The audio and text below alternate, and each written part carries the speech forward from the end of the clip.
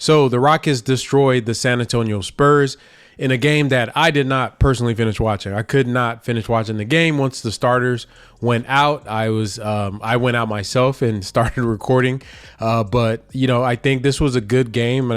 Before the game started, the Rockets kind of pregame kind of laid it out as a dress rehearsal for the team going into the season, which I think it was good. It was good for the starters to play deep into the game and play good minutes and kind of get a feel for the rotations and things like that. It started off a bit rocky with the way that the Spurs were cutting off ball. This was something I mentioned in a previous podcast that I did, that one thing that when you're trying to switch, and they've been doing a great job, the Rockets have, switching off ball, trying to take away teams that want to mismatch hunt. So they pre-switch with players to try to get the advantage on defense. So if I know that a guard is coming up down the court and they're going to be calling the ball screen, then I'm going to anticipate by putting one of my wings or one of my guards in front of my centers, where the center is, by the center's defender, so that when they call that ball screen, that wing or guard can switch over to that screen, take over the screen, then put my big man in the corner where he's out of danger, essentially. The Spurs basically destroyed that, because what they would do is when we would try to pre-switch those ball screens, they would just cut behind us. And a lot of times, even when we weren't pre-switching, we were trying to get into our defensive rotations, they would cut behind us. And they did a great job using their motion. To me, this is continuation from last year. We suffered at this, and teams that run a lot of motion are going to be it's going to be a problem for us to keep up with, because our starters in the forward positions, when Jabari and Dylan, not the best at guarding off-ball motions. Not really their cup of tea, but I think they picked it up as the game went along. Obviously, the talent disparity between the Rockets and the Spurs, not even close. So it wasn't nothing like it would have killed this anyways, even if they did it a million times. Now, what I did like from what the Spurs did defensively, which is something that I think this was good for the Rockets to see this early on in the season, is that they were hard hedging on the screens and sometimes just outright trap the ball handler. So what I mean by this is whenever Fred or Dylan or whoever it was that was bringing the ball up would get the ball and call for a screen from our bigs, whether it was Sengun or Steven Adams, the guy guarding the center, in the case of the starters, would be Alperen Sengun, and the guy that's guarding the guard, whoever it was, whether it was Jaylen or it was Fred, whoever those two defenders were, they were going to converge on the ball handler. And what this forces the ball handler to do is to give it up to the big man.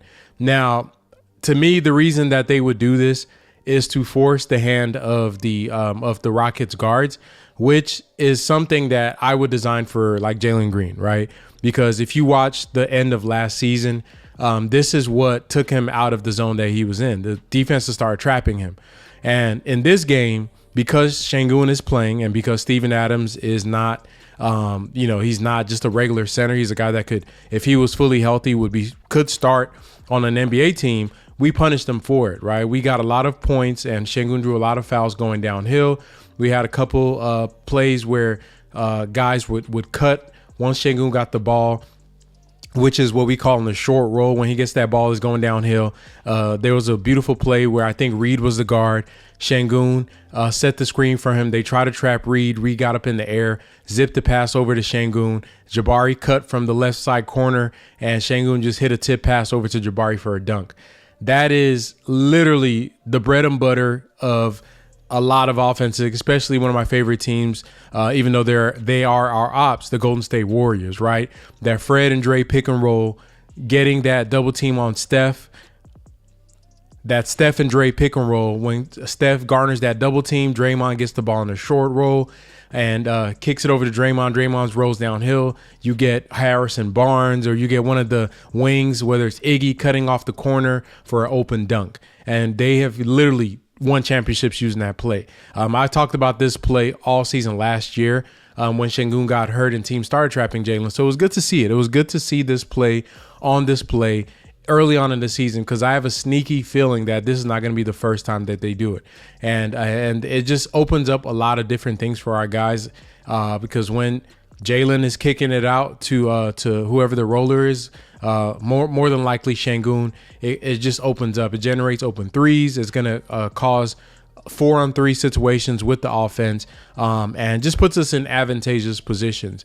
But I would say that the Rockets handled that coverage pretty well. It kind of bothered us to start because our guards wouldn't pass it out early enough. They try to drag it out, but the Spurs did a good job kind of bracketing it. So overall, I think once they figured that out, it was pretty much over. So these are the things that I'm looking at. I love the energy between Tari Eason and Amen on the court together. There was a very interesting lineup that I saw that had Fred, Jaylen, Amen Thompson, Tari Eason, and Sengun out there, which is a lineup that kind of intriguing. I'm curious to see what that lineup looks like. Somebody on Twitter called it the meritocracy lineup, which I would agree. This is a lineup, I ain't gonna lie. Okay, let's not cap.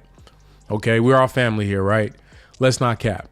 If Ime was being totally fair the whole time with the way guys played, veterans aside, blah, blah, blah, draft pick aside, that should probably be our starting five. Like, let's not cap, bro. It should probably be like Jaylen, Fred, Amen, Tari, and Sengun. I know some of us have called for versions of that lineup with, back then, look how down bad this sounds right now. But there was a version of this lineup with KPJ, Jaylen, with KJ Martin, Tari, and Sengun. So this is like a much, much higher upside version, replacing KPJ and KJ Martin with Fred VanVleet and Amen Thompson. And you have that lineup that a lot of us have been clamoring for. And they were wreaking havoc. I haven't even looked at the kind of the analytics on that lineup, but I'm sure whatever their plus minus was, it was something crazy.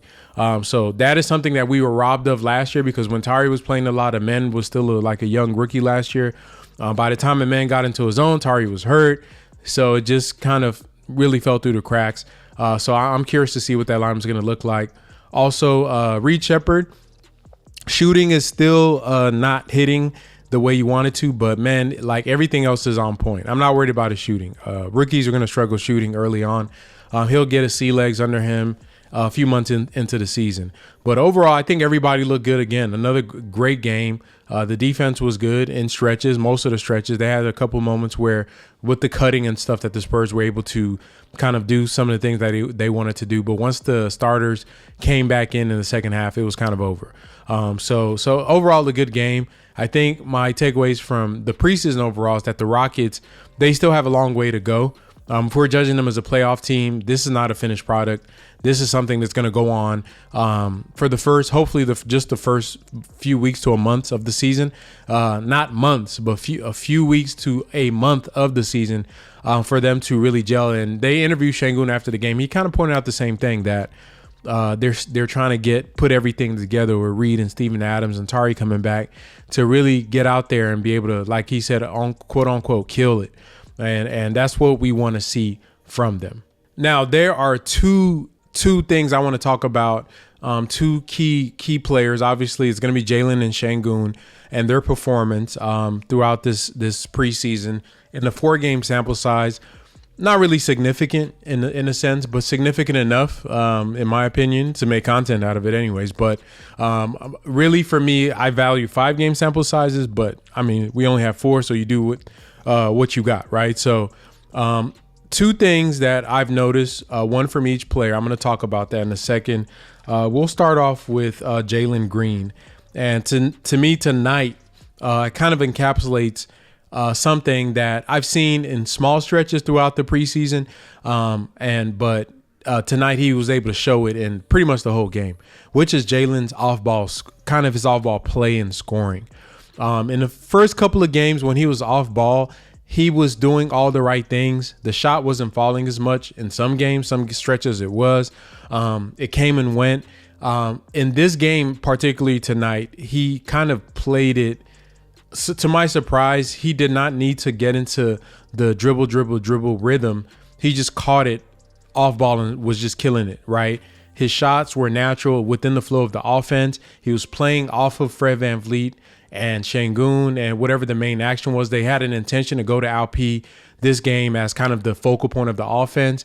And Jaylen was playing off of that and using the gravity that pick and roll drew, or whether it was a post up, drawing a double team, to be able to score off of. This is not something I expect from Jaylen. I expect him to be a ball dominant guard that needs to pitter patter to get into a zone. If I put this on Twitter, guys, I'm gonna say this.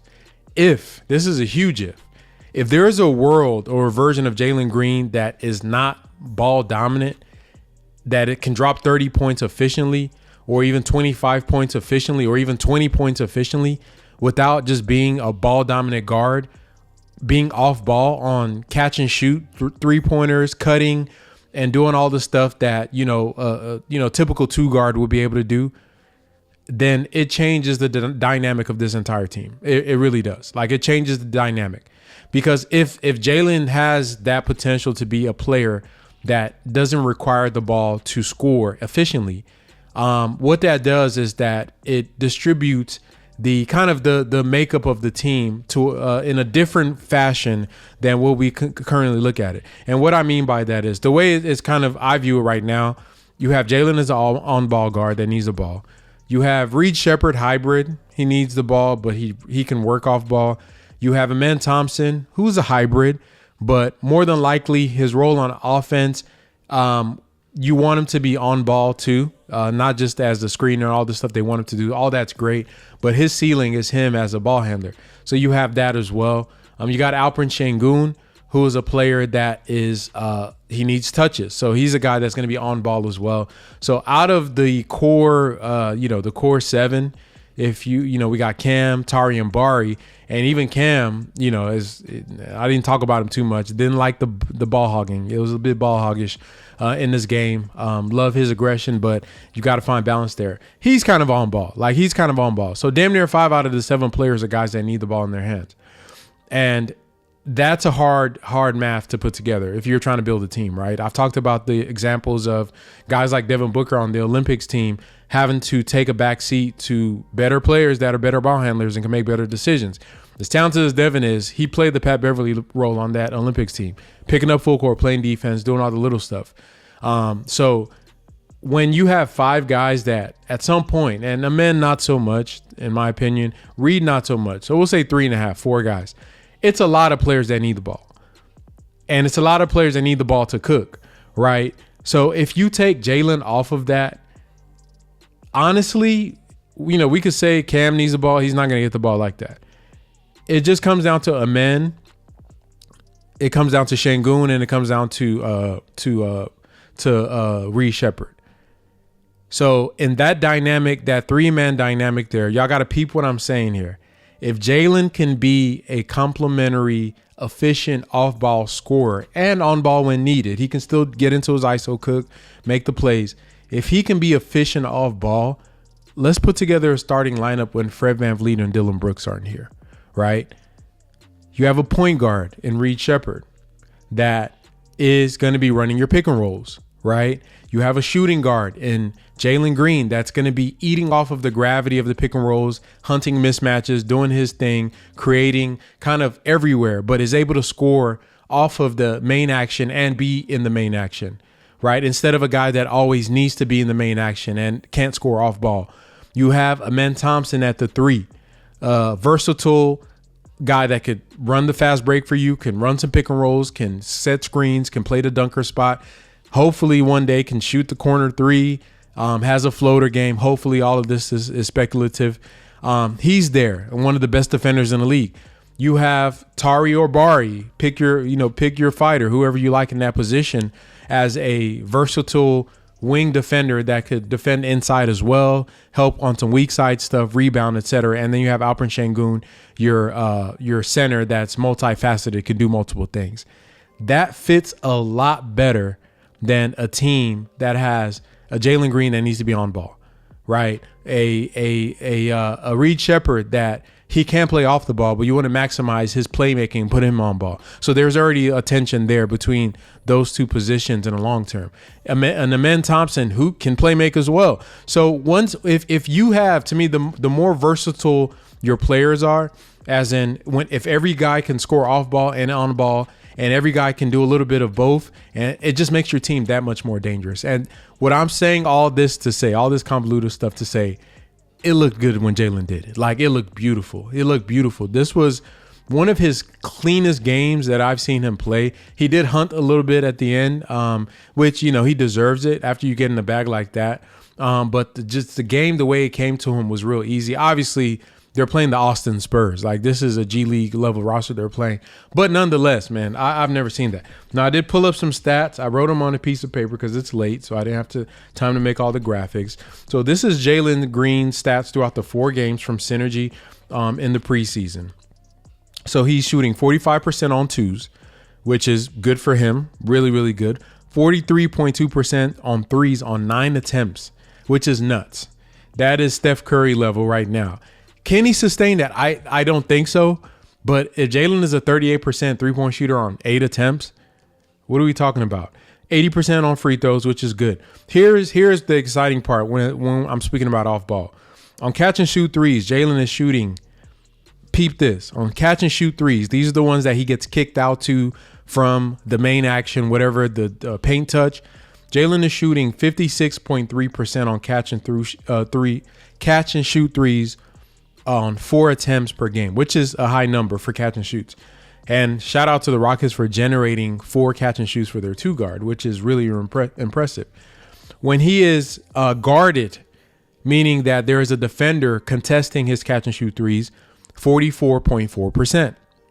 When he is unguarded, meaning he's wide open, 71%, which I know these numbers are not going to sustain. But, oh my God, right? And then lastly, at the rim, to me, this is super exciting, 72.7% at the rim. He had a wonderful, great preseason. I think we're not even talking about defensively. We're not even talking about the rebounding. Just scoring wise, this is, to me, a really high level. This is a high ceiling for this season that he showed in this game. I just need medium outcome for Jaylen, right? Can you give me 43% on twos, 44% on twos? That's okay, right? That's okay. Can you give me 38% on threes, 7 or 8 attempts per game? The 80% free throws is going to be there. Can you give me 45% on catch and shoots? You don't have to be 50s. Just 45%. Hell, 40% on catch and shoots. And if they're unguarded, give me 48%. And if they're guarded, just be 38, 39, 40% on catch and shoot threes. If you give me that, I'll be happy. And give me 68% at the rim. I think if Jaylen can do that, the Rockets are going to make the playoffs easily. That's what I believe. The other player is going to be obviously Alperen Sengun and his emergence as a free throw merchant. This is, to me, this is a wonderful development for the Rockets for multiple reasons, right? Why are free throws important for players to be able to draw free throws? Number one, free buckets. These are free buckets that you could get. Number two, foul trouble. You're getting the opposing center, and there are a lot of good bigs in this NBA, in foul trouble. That throws off the game plan for most teams. You end up bringing in a backup, or you start mixing and matching defensive assignments on guys that don't really fit. Kind of throws a wrench in the game plan for your team. Number three, you're slowing the pace of the game, especially when you think about games that are real high intensity. Sometimes it gets a little chaotic. Sometimes the game bogs down. You just need a guy to get to the line and just keep getting free points, right? Keep getting free points late in games. And for Sengun to be able to do what he's doing, drawing the fouls at the level he's drawing, is crazy. How crazy it is?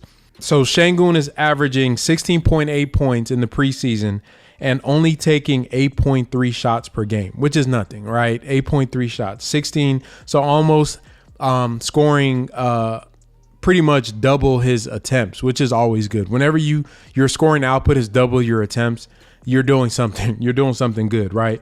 So the points ain't nothing to write home about, but it's significant. I'm gonna get back to that. So far in the preseason, Alp in this 4 games, 6.8 fouls drawn per game, right? Does that sound impressive? It might not to you, but when you look at it in comparison to, for example, Joel Embiid last season, when he was averaging 34 points per game, he drew 7.7 fouls per game. He was drawing 7. So he's taking 20 field goal attempts last year, Embiid. So this is 20 more shots. only drawing one more free throw than Alp that's taking 8 field goals. Think about that. I want you guys to think about that. On Synergy, there is a rate, the free throw attempt to field goal attempt rate. So it's a ratio of looking at how many free throws are you taking in comparison to your field goals.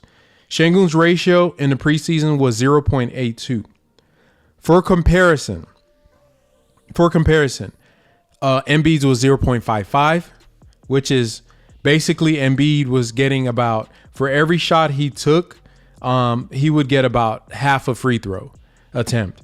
And another comparison, James Harden in his year where he averaged 35 points per game. We all know he was a free throw merchant that year. Got to the line 10 times per game. His ratio was 0.44, right? 0.44. So that tells you that if Sengun's offensive output is increased significantly, those free throw numbers are going to be nasty. He's taking 6.8 free throw attempts, and Embiid took 11, and Harden took 10. And Alp is doing this on only 8.3 shots, whereas Harden took 24 shots and Embiid took 20 field goal attempts. If he is going to be able to draw free throws at this rate and hit them at a currently, and I'm sad because the agenda for him being above 80, he was like at 88%. This game tanked it. I think he's at 78% right now on his free throw attempts. If he's hovering around 80%, we know he's going to get more than 8 shots per game. Right. I think last year he was closer to 16 something, 16, 17 shots per game. Just assuming double the output in offense, that his free throw attempts jump up from, 6.8 as it currently is in the preseason till 9, 10.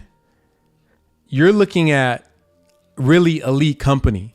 I mean, there are guys where they go in their entire careers as great scorers, not getting to the line as much as Alperen Sengun will be able to get to the line. You're talking about guys like KD, Devin Booker, all these type of guys, because is the manner in which that they play their game. A lot of those guys, they can score off ball, they can score on jumpers. When you're getting downhill, you're attacking the bodies of the defenders, it really does put the other team at risk for fouling, and it slows down the game. It gives you free points. It's going to boost his scoring average crazy. And to me, that is one of the precursors, in my opinion, one of the precursors of a offensive superstar is somebody that can get to the line at will. If these numbers, once again, just like with the Jaylen with his 3-point shooting percentages, we don't need, I'm not going to assume. So right now, Alp takes the 8 shots. He's getting to the line, let's say 7 times off of 8 shots. Damn near 1 for 1. Every time he shoots, he gets fouled. Damn near. But if he is taking, let's say 16 shots, right? Double the output. I don't expect him to get to the line 14 times or 13 times. Can he get to the line? Can he get to what? 12? Can he get to 11, 10 in some games? Can he average 9 or 10 for the entire season? You think about that, average 9 or 10 free throws. You're shooting about 80%, so that's about 8 points. Then off of your field goal attempts, let's say you're scoring about, 14, 15 points off of just your regular. He's a center, so he's getting layups, dunks, and stuff like that. That's 25 points per game easy for him. 25 points per game easy for him to do that with 10 rebounds. You're talking about all NBA. You're talking about all-star. I mean, these two developments with Jaylen and Alperen Sengun to me are exciting. This is exciting stuff for the Rockets. If they keep this up, and I hope they do, we know how these preseason starts or early season success. All of this is speculation, assumptions, wishful thinking that they will be able to sustain this level of play. The competition, except, we saw how we looked against OKC. So, against better competition, some of these numbers are not going to hold up. But to me, the highs are highs. Can we get to just the even kill? I would say in Sengun's case, he was pretty smooth throughout the preseason. Jaylen had a couple of rough patches, but overall, to me, even his lows aren't as low as they looked before. So if his lows aren't as lows, that means that his threshold, his floor is higher. A higher floor Jaylen Green is a really good player. So if his floor is higher, that means he can get to the ceiling a little bit higher than he normally does. So between those two, if these things turn out to be true, I think it does really, really bode well for the Rockets. I think there's a few days between now and the timeline which the Rockets can sign Jaylen or Sengun. I had seen articles of from different people proposing different numbers and things like that. Honestly, I really don't care whether they sign them, don't sign them. I think that at the end of the day, if we're lucky and everything works out as planned, they both earn their money, right? And the Rockets throw the bag at them, right? But at the end of the day, this season is going to be a prove-it season. There's no hiding from it. There's no running from it. There's no excuses. It's nobody. You can't say, oh, they're young. None of that. We throwing all that out the window. They got to show it on the court against real NBA teams. The season is a few days away. So we're going to be ready to see that, and we're going to be ready to cheer on the Rockets throughout. Appreciate you guys for listening to this podcast and this video. If you are new to the channel and you like what you just saw and listened to, make sure you hit the subscribe button. If you like this video, hit the like button. Keep rocking with the Chop Shop, and we're going to keep dropping that fire.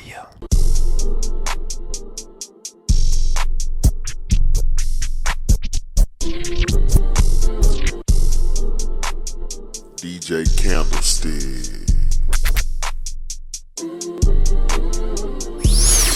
It's the Chop Not Slap Show.